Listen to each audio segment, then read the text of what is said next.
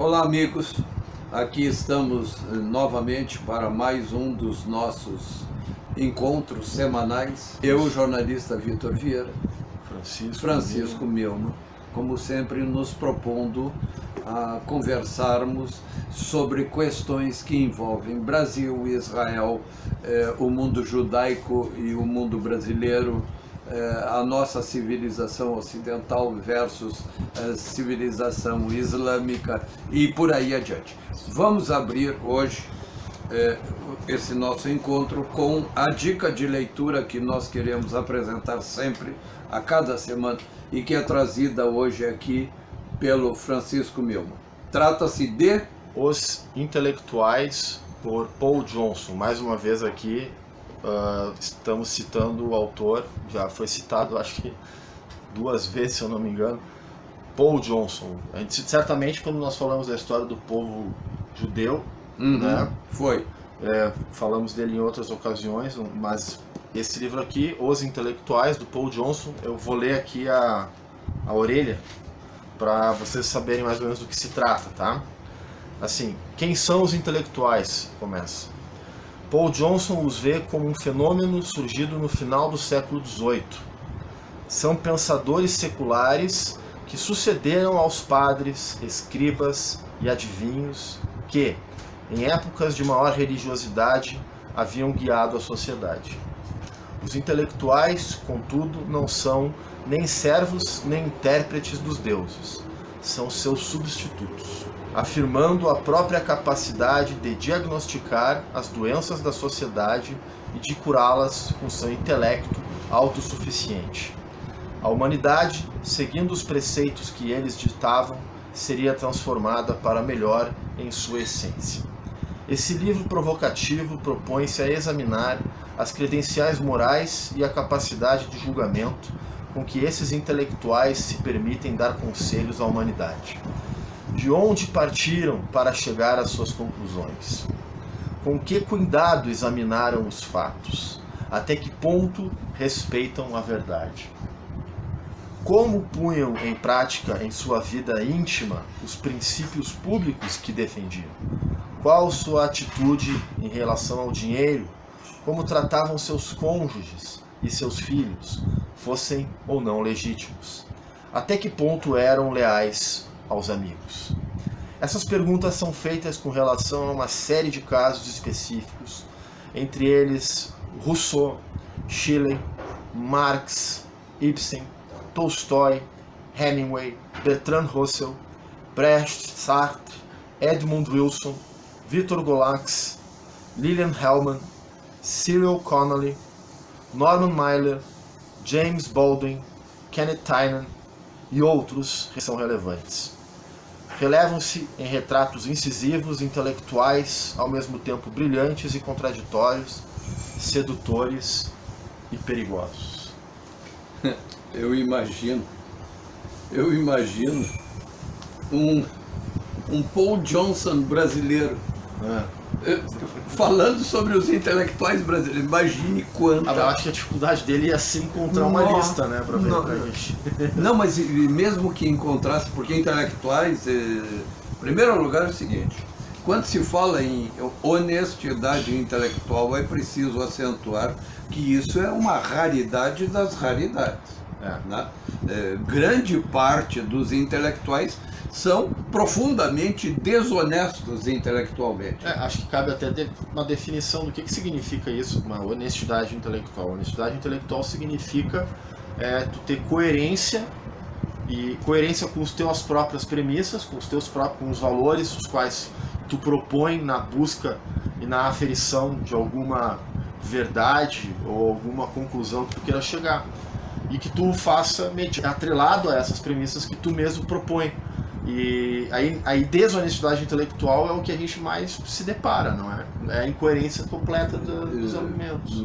Principalmente, o Francisco, eu fiz esse comentário por uma razão. 99%, digamos, daqueles que se arrogam, né,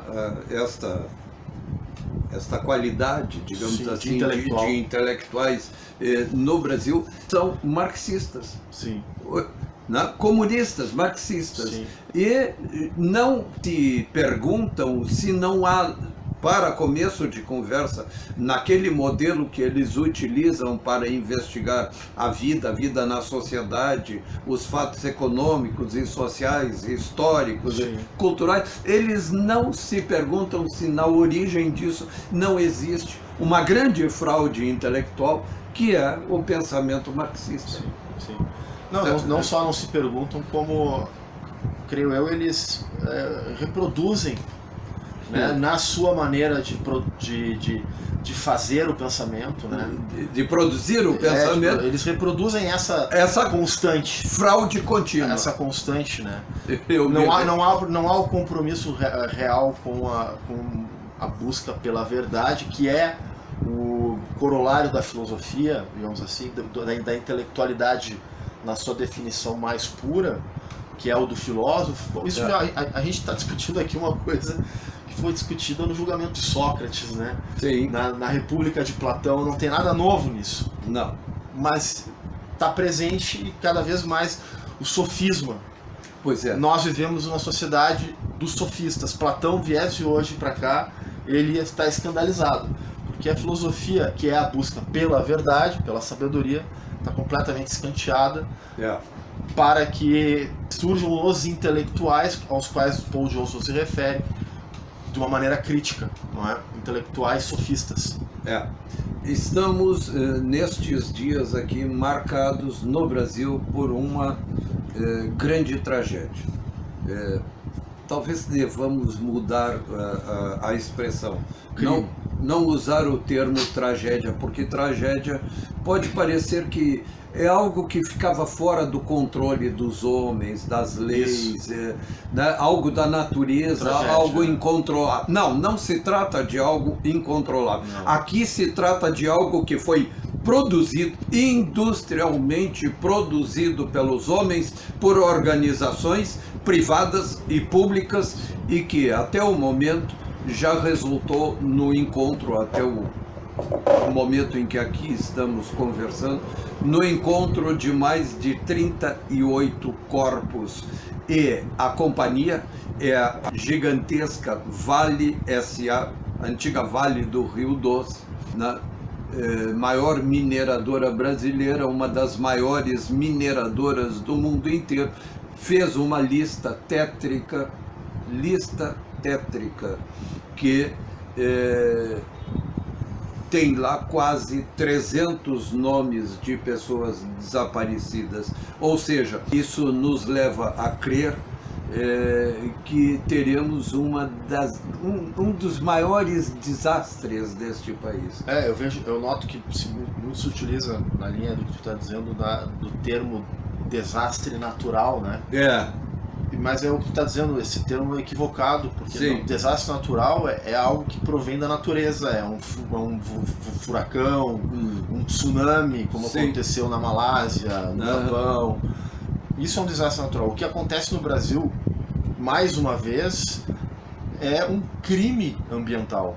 É um crime ambiental. É um crime que foi, nos seus mínimos detalhes, ô Francisco, neste caso específico de Brumadinho, ele foi, nos mínimos detalhes, industriado, ou seja, ele foi metodicamente criado para que se gerasse esta condição.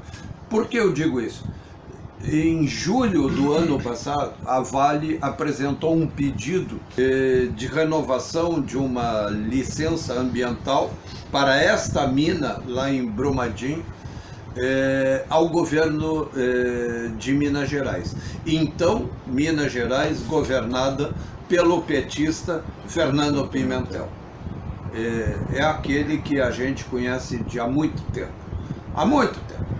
Em 1969, esse indivíduo veio morar aqui em Porto Alegre, morava aqui, nós dois moramos aqui em Porto Alegre, conhecemos a praça, como se diz, conhecemos os índios da tribo.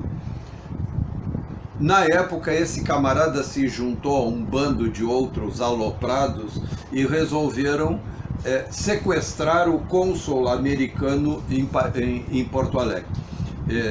muito idiotas, foram lá com uma fusqueta, lembram do antigo Fusca? Com uma fusqueta, e queriam jogar a fusqueta na frente daquela caminhonete americana gigantesca, enorme de grande, blindada, uma station wagon, né, que era usada pelo cônsul. Quando eles jogaram o Fusca na frente da caminhonete station, o cônsul acelerou, passou por cima do Fusca, jogou eles para tudo quanto é lá, né, e foi embora. Ainda deram um tiro no cônsul, que entrou pelo ombro dele. Bom, passaram-se alguns dias e prenderam o grupo dos terroristas na década de 60. Tinha um filme muito conhecido de um diretor italiano chamado Mario Monicelli. O filme era O Incrível Exército Brancaleone, L'Armata Brancaleone, né, que era uma paródia, uma ironia sobre as antigas cruzadas, né? E era um horror, só vendo o filme para entender por que apelidaram esses terroristas esquerdistas de Brancaleone. Os caras eram uns desastres ambulantes. Tapado. Esse sujeito, terrorista tapado. Esse sujeito débil mental, terrorista desse cacife lá da década de 60. Foi vir a ser um político do mesmo cacife. Exatamente. Virou um político brancaleone. Um político brancaleone e muito corrupto, né? Porque está tremendamente envolvido lá nos processos, nas investigações. Mas é redundante dizer isso. Pois é uma redundância. Qual é a esquerda que não é criminosa e corrupta? Né? Seja ela corrupção do dinheiro, a moral ou sim, corrupção monetária. Exatamente. Pois bem, apresentaram o tal projeto lá ao governo mineiro e, veja bem, cheio de falhas. Não, a coisa mais 3 anos antes, o Francisco, essa mesma companhia tinha gerado o maior desastre ambiental já registrado no mundo inteiro. A mesmíssima companhia. Aonde? Ali em Mariana. Você pega o Google Maps e vai lá e baixa em Belo Horizonte. Aí você vai ampliando e vai olhando as imediações de Belo Horizonte. Mariana fica aqui e aqui fica Brumadinho. Não é nada muito distante de Belo Horizonte. Tudo quase está ali na grande Belo Horizonte. Horizonte cercada de ferro por todo lado, né? Leia-se Drummond. Bom, meu caro, tinha havido aquele enorme crime ambiental lá de Mariana, que resultou na contaminação absoluta do curso inteirinho do Rio Doce. Até hoje a gente pode olhar pelo Google Maps e ver que a água do Rio Doce, quando deságua lá no Oceano Atlântico, tem um colorido completamente diferente que avança mar adentro. Uma coisa alaranjada. É um negócio absurdo, uma coisa maluca. O Rio Doce, em todo o seu curso, em todo o seu leito, está terrivelmente contaminado. Agora é atingido com o crime de Brumadinho, o rio Paraopeba. É um negócio... Pois bem, aquela companhia que tinha gerado aquele crime lá de Mariana, que até agora não tem nem um condenado em nada. Brasil! Esse é o campeão mundial. Não é o pentacampeão, é o bilhão de vezes campeão. Pois é. Não tem nem um condenadinho. Eis que a companhia repete o lance. Ela vai lá, o governo... já fez um troço assim que... deu, né? Fecha esse negócio, pelo menos fecha. Não, 3 anos depois, os mesmos caras vão lá, pedem ao governo de... Imagina explicar isso para um americano. Não tem como explicar. Ele vai dizer o quê? Vai tentar explicar isso na Noruega, na Suécia, na Finlândia, na Dinamarca, na Alemanha, não pode na ser. França, Itália... Vitor, não pode, você está exagerando. Canadá, Estados Unidos, Japão... Não tem como. É como se tivesse um Fukushima e aí o reator nuclear e tivesse 3 meses depois um outro Fukushima dos mesmos caras, com a mesma empresa, a mesma companhia. Pois bem, vão lá e pedem ao governo mineiro o quê? Uma renovação de licença ambiental desta mina lá de Brumadinho. Pasme, Francisco, eles pediram um rebaixamento da classificação de exigências ambientais. Um rebaixamento. Ao mesmo tempo, eles pediram uma gigantesca liberação de volume de produção de ferro, de extração de ferro. Então, reduz as exigências e aumenta a autorização para a exploração do ferro. É uma coisa de uma mente criminosa mesmo. Não, é por isso que eu digo que foi... Os caras 3 anos antes mataram, sim, destruíram o meio ambiente lá e vamos fazer isso agora. Francisco, foi metodicamente industriado o crime. O governo mineiro, criminoso, autoriza. Um deputado lá de Minas discursou na Assembleia Legislativa dizendo: haverá outras tragédias em Minas. Não deu outra, não se passou 6 meses e aconteceu. O que é isso? Bom, quadrilha. Usando esse fato, passemos para o outro lado que se conecta com este. Está chegando ao Brasil. Nós conversamos hoje aqui na tarde de domingo. Na noite deste domingo, 21 horas, deverá aterrissar no aeroporto de Confins, em Belo Horizonte, um avião da El Al, companhia aérea israelense, que vem trazendo 139 soldados especialistas, médicos, gente que vem prestar socorro ao Brasil na busca dos desaparecidos e dos corpos, que a maioria deve estar morto. Né? São 37 corpos encontrados até agora. A lista da Vale tem mais de 300 desaparecidos. Vai longe. Mas Israel, ele tem essa equipe, ele é muito preparado, né, para esse tipo de... Tanto é que em todas as principais tragédias de que temos notícia, é constante a participação de Israel em VIPs, em missões internacionais. Israel está sempre de prontidão para auxiliar e é muito preparado para isso, utilizando-se muito da sua técnica antiterror, de conseguir rastrear pessoas em escrombos que Israel foi desenvolvendo. Então, diplomaticamente, Israel há muito tempo, obviamente também em função da sua da animosidade com que ele é tratado internacionalmente, na ONU especialmente, essas missões diplomáticas de Israel humanitárias sempre serviram de alguma forma para demonstrar a real índole, não é, da nação de Israel e a real proposta que Israel tem de se relacionar com os seus irmãos, né, de outros países, independentemente de que nossa religião, credo, cor, enfim. Então é uma característica, uma política internacional que Israel implementa há muito tempo. E agora, com o governo do Bolsonaro, a aliança feita, a natural aproximação, Israel imediatamente se prontificou. Bolsonaro, acho que tweetou dizendo que Netanyahu ligou para ele no dia, né? Foi. No mesmo dia, oferecendo essa missão. Foi. E foi aceita, né? Eu acho que isso é mais uma... Desde que nós começamos a fazer nossas gravações, a gente vem insistindo no caráter simbólico das coisas, das situações, e que são absolutamente necessárias que se acentuem, né? Esta solidariedade de Israel não é uma solidariedade por acaso, né? Eu recebi aqui um texto muito interessante.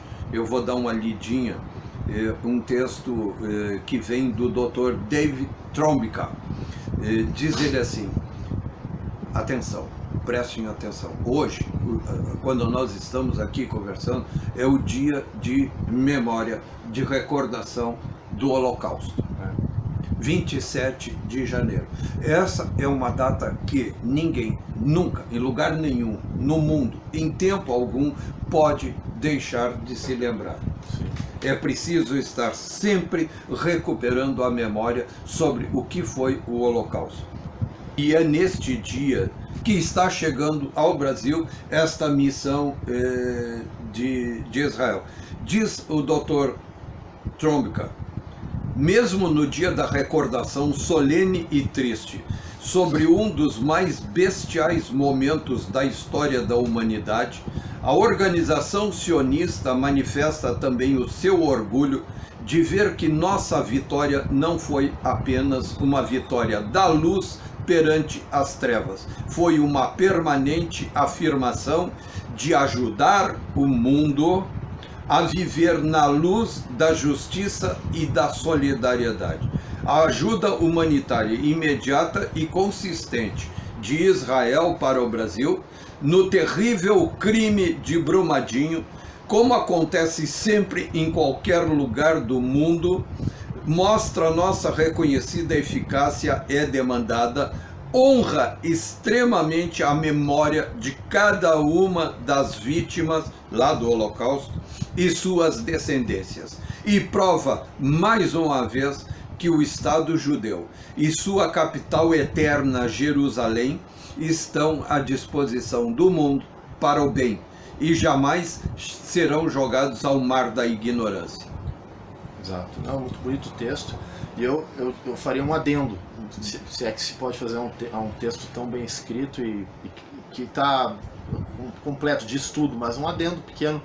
Eu remonto essa solidariedade do povo judeu com uma característica tão particular, né, do povo judeu, ao que a própria Torá, a Bíblia fala, sim, quando sim. Diz na saída do povo judeu do Egito, Deus fala para o seu povo: tratai bem o outro povo que sofre, o sofrido, o doente e o escravo de outro povo, porque escravo fostes no Egito.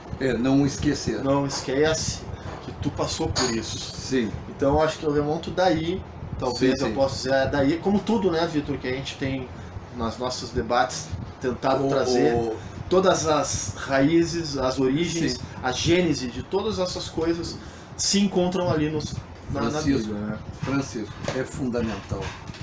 Você só constrói uma sociedade. No caso brasileiro, é reconstruir uma sociedade. Você só reconstrói se esta sociedade vier a se basear em preceitos éticos e morais sólidos. Esse é o primeiro passo.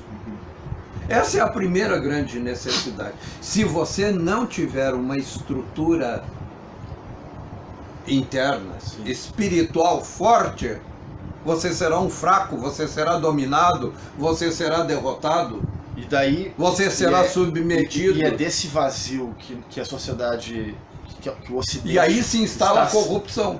Se instala todos os males. A Guemará fala, a Guemará, o Talmud, ele diz assim: onde há mais corrupção, há mais homicídio, mais estupro, mais crimes de todas as ordens. Sim, sim, claro. Porque está corrompido a ordem. Exatamente, o âmago da alma, né? O núcleo da alma humana. Sim. Mas, convergindo com tudo que a gente falou no vídeo passado sobre a questão da invasão islâmica, uma invasão cultural islâmica, né? Sim, sim. Isso, é a tomada de um vazio, há um vazio se estabelecendo moral. E o Islã está se locupletando desse vazio para tomar esse espaço. No caso específico aqui agora do grande crime de Brumadinho, porque é preciso que nós passemos a usar insistentemente a palavra correta e adequada, é crime. O gigantesco crime, que até agora já tem 37 corpos, mas terá muito mais. Não porque nós desejemos, mas porque a realidade... Sim. Que não tem jeito de se contornar. É incontornável. Lamentável. lastimável. E tudo isto feito de maneira pensada, orquestrada, instrumentada. Não dá para aceitar. O presidente Bolsonaro tomou as medidas imediatas que se espera. Ao contrário do que a Dilma havia feito no governo dela, que não se demorou uma semana para se pronunciar. Não, eles nunca quiseram. Quanto mais. Não, os bandidos do petismo jamais quiseram se associar com situações que poderiam, segundo a cabeça doentia deles, ser ruim para eles. Claro. O Bolsonaro fez a coisa correta. Ele mal tinha chegado de Davos, estava em vésperas de se internar para fazer uma cirurgia, como hoje se internou. Na manhã deste domingo, internou-se no Hospital Albert Einstein, em São Paulo, para retirar a bolsa de colossomia. Deverá passar por uma cirurgia com duração de cerca de 3 horas. Pegou avião e helicóptero e foi lá olhar in loco o local do crime. Isso. O local do crime. E tão logo aconteceu, ele já começou a mobilizar tudo que era possível mobilizar em termos de governo federal, aparato de justiça e tudo mais, para dar o combate que era preciso ser dado de cara naquela cena criminosa. Postou lá no seu Twitter, né, sobre o desastre, e imediatamente lá de Israel teve o apoio e solidariedade instantânea do Benjamin Netanyahu e do povo israelense, da sociedade de Israel, que está mandando para cá 139 dos seus melhores soldados e soldadas, técnicos e equipamentos para nos neste momento de grande tragédia, dor, sofrimento. É uma coisa inacreditável. A gente fica bestificado. Exato. Como é possível que ainda estejam ocorrendo coisas assim? E ocorrem. E ocorrem por quê? Ocorrem porque isso daqui é Brasil. Porque as pessoas são... Porque são corrompidas, a nossa sociedade foi corrompida e não há aparato legal que funcione. Não. 3 anos antes, aquele grande crime lá do Rio Doce, não aconteceu nada a ninguém, não tem um preso. Esta diretoria da Vale já deveria estar na cadeia. A empresa deveria estar certamente sem nenhuma possibilidade de fazer contrato público, licitação, no mínimo, né? No mínimo. Pois é, mas está aí, tudo solto. E aí, o que funciona nessas horas? Funciona nessas horas as grandes lições de solidariedade extraídas do nosso próprio povo, que é um povo bom. Claro. Povo bom. E do povo apenas desnorteado, eu diria. Um povo com boa índole, porém sem norte. E do povo de Israel, que mostra sua solidariedade ativa conosco. E em que data, hein? A data que hoje se rememora o Holocausto, quando que não judeus levaram judeus à morte, aos fornos. 6 milhões de judeus foram liquidados. Quando eu falo não judeus, eu estou falando uma coisa muito genérica, mas eu quero dizer assim, como isso para o israelense não é o que significa, né? É óbvio, se sabe que o inimigo não era o não judeu, não é isso. Mas é como a solidariedade supera qualquer tipo de estigma que poderia ficar. Sim, e na cultura judaica, na fé judaica, não é? Toda a ação que se faz hoje, como esta de solidariedade ao povo brasileiro, ao desastrado ali, ao que está morto, ao que está a família procurando o corpo do seu morto para poder enterrá-lo, honrá-lo, fazer as exéquias para o povo de Israel, honrar os seus que perdeu. A melhor maneira é essa, de vir aqui e fazer o que está fazendo. E faz aqui, faz lá no Tibete, no Himalaia, faz no Peru, onde tiver um terremoto, um tsunami, o Haiti, em todo lugar. Na África, são inúmeras as missões que Israel tem na África. Isso, não só para desastres naturais, mas também com relação às guerras sim. milicianas, né, que ocorrem. Agora mesmo, na Síria, o que Israel deu de apoio e suporte à população síria escorraçada internamente do seu país. Israel recebeu inúmeros feridos e doentes de ataques químicos. Eu vi os vídeos lá nas colinas de Golã, os tanques israelenses abrindo uma cerca e passando caminhões de mantimentos, água, remédios, alimentos para aqueles sírios que estavam ali acampados em péssimas... Na Síria. Isso. A Síria, que é um país inimigo de Israel, que já atacou Israel quantas vezes? Não, é esse que está em guerra. Pois é. Israel, do ponto de vista formal, há apenas um armistício. Pois é. Né? Então, eu acho que Francisco, o domingo para nós hoje é um domingo alvissareiro, apesar da data ser uma data pesadíssima, rememoração do Holocausto, e a data para nós aqui em que estamos buscando corpos de mortos nesse gigantesco crime ambiental lá de Brumadinho, ainda assim é uma data para restabelecer a nossa esperança, a nossa fé, né? Por quê? Porque a gente descobre que existe solidariedade entre os povos, sempre e quando estes povos são guiados por sua fé inabalável e que tem uma bagagem ética e moral de primeiríssima linha. Qual é o teu... Não, eu estou procurando aqui, estava pensando ver de que forma elencar isso tudo com o que nós costumamos fazer a conclusão, né, dos nossos encontros, falando um pouco do que a Torá nos traz na sua porção semanal. E acho que assim muitas coisas. Uma pequena recomendação, sim. Perdão te interromper. Diga para os nossos espectadores aonde eles podem ler sobre isso, aonde eles encontram. Tem um site para isso? Sim, sim. Qual é o que você recomenda? Se a pessoa quer procurar artigos, refere-se a artigos, análises... Ao estudo da religião judaica, a esses ensinamentos que você passa aqui, onde elas podem ler? Tem um site? Sim, Vitor, é complicado porque a maioria desses sites nos quais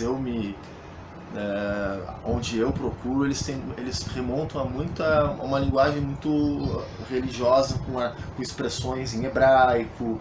Então, acho difícil um leigo ir direto ao site. Eu sempre recomendo, vá ao texto, né? Vá ao texto, estabeleça ali as suas primeiras observações e a partir dali faça as perguntas, busque com os seus orientadores, seja o pastor, seja o padre, né? Porque ir direto nesses sites, eles são sites que pressupõem certo conhecimento hebraico, não é rabínico. Então, mas indo então à questão da porção semanal que nós estamos hoje, eu acho que é uma das mais importantes, Victor, porque é a que trata da entrega dos 10 mandamentos. E aqui eu quero a gente para fazer o diálogo, né? O que são os 10 mandamentos para ti? Qual a importância que tu vê dos 10 mandamentos? E a tábua fundamental da nossa ordem. Ok. Então nós estamos na porção semanal que entrega os 10 mandamentos. Porém, o que é muito curioso, e aqui mais uma vez, né, te colocando na conversa, se tu fosse pensar, cada porção tem um nome, não sei se tu sabe. Cada porção semanal ela possui uma nomenclatura. Que nome então seria dessa porção semanal? Os 10 mandamentos. Sim. Né? Mas não é. Apesar de ser a coisa mais importante, talvez, de toda a Torá. Fundamental. O fundamental. O alicerce. Na porção que fala disso, não traz isso como nome. O nome dessa porção é Itró. Quem foi Itró? Itró foi o sogro de Moisés. E ele recebe o nome da porção. Um que não era judeu. Itró não era judeu.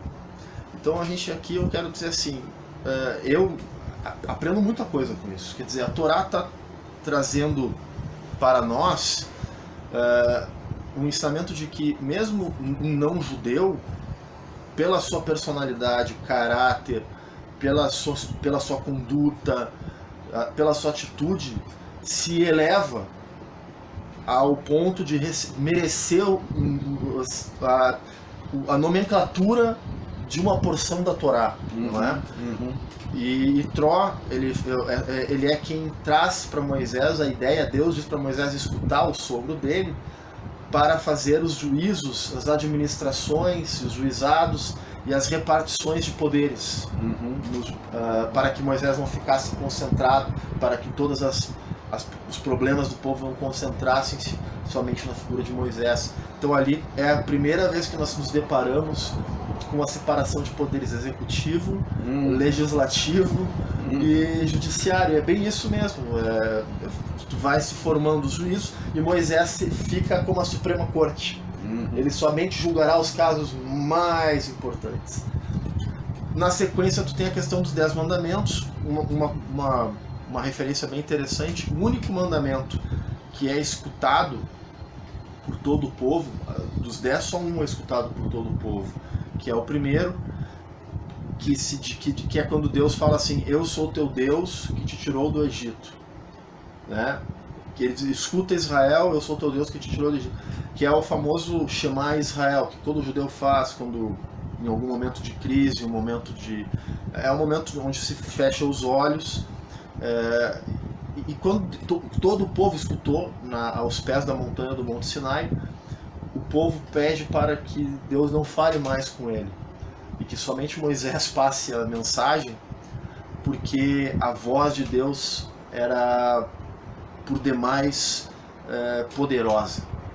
E quando o povo escutou, a alma, é como se a alma saísse do corpo e o medo tomava conta, porque a alma voltava à sua essência, que é o próprio Criador. Então todos os demais, portanto Moisés era o único que passou a escutar os outros mandamentos. E a tradução em hebraico, né, não é mandamento, nós conhecemos como 10 mandamentos. Em hebraico se chama Aseret Adivrot, são os 10 ditos, né? Não são 10 mandamentos, é 10 ditos, porque alguns dos mandamentos, inclusive, eles têm um caráter muito mais de ensinamento do que propriamente de um mandamento. Então ali estão, uma coisa que é interessante também, os mandamentos eles foram entregues em 2 tábuas, sabidamente, como nós sabemos do filme, né? Moisés com 2 tábuas. Segundo Mel Brooks, foi por 2 tábuas porque ele quebrou as outras 2, eram 4, né? Mas piada à parte, né? 2 tábuas porque uma tábua com 5 mandamentos relacionados aos deveres do homem com Deus e uma tábua dos 5 mandamentos relacionados do homem para com o homem. E os nossos sábios dizem que as tábuas têm que serem colocadas em paralelo para serem lidas em extensão. Então o primeiro mandamento, eu sou teu Deus, tem que ser lido em seguida ao não trairás, não prestarás falso testemunho. Porque somente entendendo o que tu relaciona com Deus, tu vai entender o que tu relaciona com o homem. Essas são as completudes, né? Então essa era as observações, né, sobre as porções semanais da Torá. Leiam a Bíblia, Isso. leiam a Torá. Shavuot Tov. Shavuot Tov.